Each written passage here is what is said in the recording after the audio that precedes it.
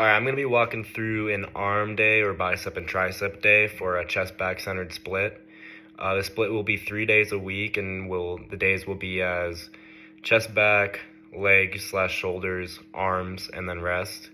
The split is good for anyone who wants to work out consistently and who plans to dedicate themselves for making time for the gym, as you can go upwards of six days a week for the split. For the video, I will cover the arm portion of this workout and go into what muscles are being used for each exercise. At the end, I'll also do an optional core workout for if you want to hit abs with this workout split. So let's get started. All right, before we actually get into the workout, I like to start with a 10-minute treadmill incline walk just to get our body warm. And then I go into 5 to 10 minutes of dynamic stretches if I'm doing things right. And then if you don't know what dynamic stretches you should be doing, I'll provide a little example, but it's really easy. You can just look up types of dynamic stretches and it'll give you a bunch you could do. All right, we're starting off here with some biceps, doing some seated bicep curls. This primarily hits your biceps brachii, especially the long head, but all the heads are hit. I'm only showing one set of each exercise. I usually do 3 sets of seated bicep curls, so that's what you should do for the program. You can also do them standing too. I just like doing them seated. For the exercise, you want to make sure both your eccentric and concentric, so your up and down movements, are slow and controlled, and that you fully extend your arm at the bottom for a full stretch. Do a weight you're comfortable with. Just always plan to progress in weight each week or just when you can. All right, next we're gonna go into some standing hammer curls. Hammer curls are a little different just because you hold the weights like you're holding a bag handle, so your palms are facing your body with the weight. They are still hitting the biceps brachii, but they also hit the brachialis a little bit more. Same as last time, you want to do slow and controlled reps for around 3 sets. You might find that you can go a little heavier on these compared to normal curls, so if you do think that, you should up the weight.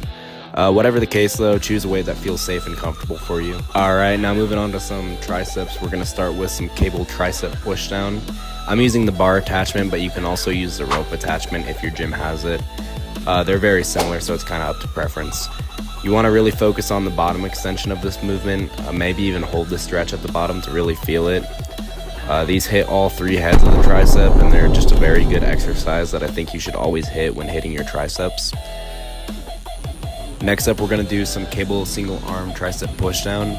I would recommend doing skull crushers instead of these if you can. Skull crushers are a good free weight tricep exercise that I feel like really helps with building your strength when it comes to triceps. Anyways, my elbow was hurting, so I decided to do these instead of skull crushers, and they're not a bad option at all.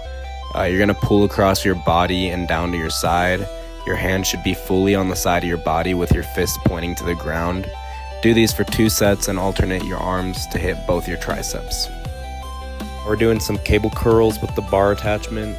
There's a lot of variations you can do with cable curls. You can do it with single arm, or you can also use the rope attachment for these. It's kind of up to whatever you would rather do for preference. I like adding these because it's just another movement that I think hits the biceps well. And to finish up, we're going to do some cable forearm curls. These will be good for your flexors and your arms. I like doing a forearm exercise just to get some focus into the forearms. As always, go slow and controlled with your reps and hold at the top for a bit on these. And always do a comfortable weight, as always. Going into this optional core workout, I think you should always hit some core if you have time at the end of your workouts. It's a critically important set of muscles for lots of different everyday movements, and it can never hurt to finish a workout with some core. This core circuit is something you can do almost anywhere. It has no equipment needed, so you can just do it in your bedroom. I actually recorded this in my bedroom when I did it. So if you have a weird gap of time in your day, you can always just go and hit some quick core. Starting with some toe taps for this. I'm doing about 20 reps for 2 sets. And it's pretty easy. All you do is you bring your legs towards your body like how you see I'm doing. You just tap your feet. For this, if you need to stop at some point, take your rest, just try to get all those reps in at some point.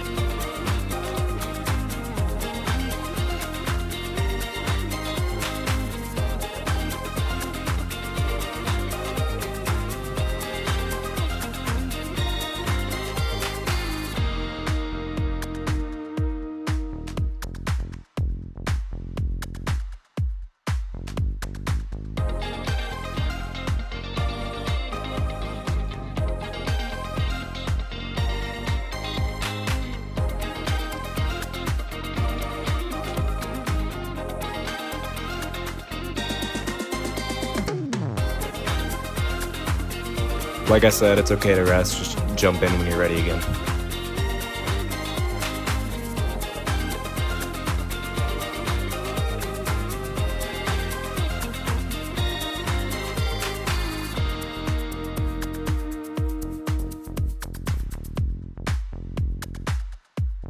We're doing some leg raises. You just raise your legs, keep them as straight as you can. And you just raise them pretty high. You should feel it in your lower abs a lot. I'm doing this for 2 sets and about 15 to 20 reps.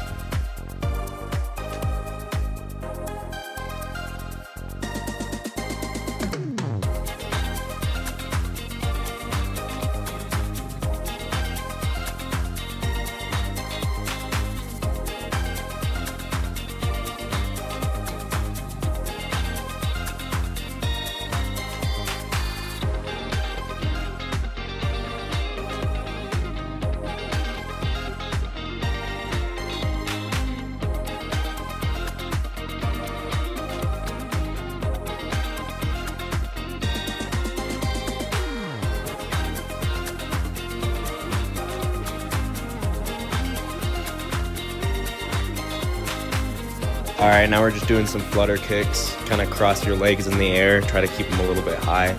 I'm doing these for 3 sets of 30 reps.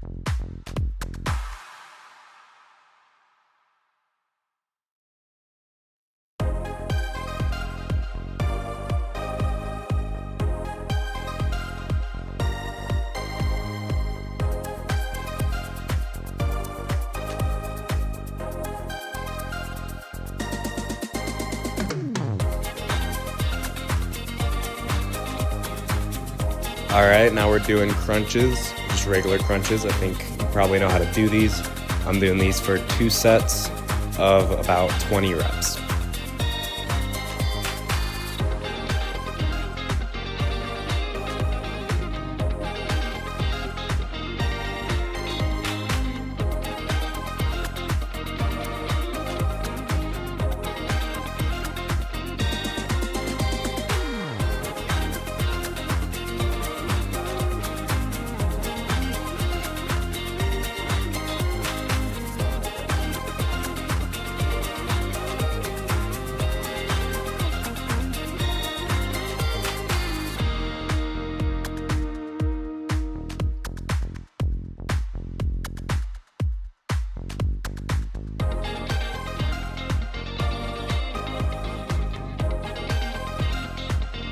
Right, and then we're just gonna finish up with a plank. Try to plank for as long as you can. Just for the sake of the video, I'm just planking for 1 minute, but try to challenge yourself and do as long as you can at the end of each workout.